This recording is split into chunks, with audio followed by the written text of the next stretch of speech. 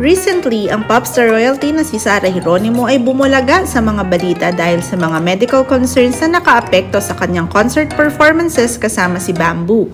Ang mga isyong ito ay nag-trigger ng mga usapan tungkol sa posibilidad na magpahinga muna si Sarah sa kanyang singing career para alagaan ang kanyang boses.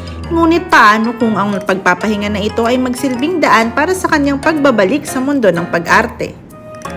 Sa ngayon, tila ba ang mundo ng pelikula ay nagbubukas ng pinto para kay Sarah. Ang kanyang pagiging active sa movies ay maaaring magsilbing alternatibo para sa kanya habang pinapahinga niya ang kanyang boses. Not to mention, ang acting ay isa ring passion ni Sarah at marami na siyang pinatunayan sa larangang ito sa kanyang mga naunang proyekto.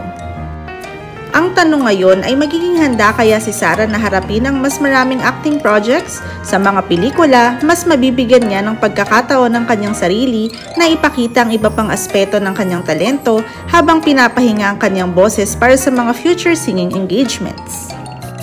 At sa isang interview, binanggit ni Sarah ang kanyang excitement sa mga bagong opportunities at challenges related to acting.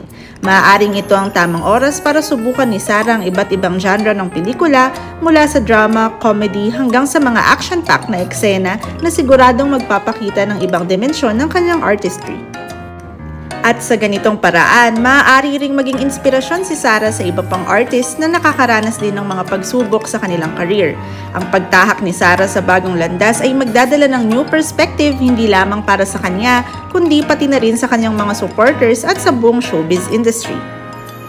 Sa kabila ng mga pagsubok na hinaharap ni Sarah, ang kanyang determinasyon at pagmamahal sa sining ay nagpapakita ng tunay niyang dedikasyon sa kanyang craft.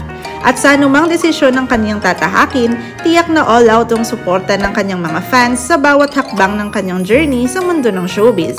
Anong masasabi niyo dito? Let us know through the comment section below.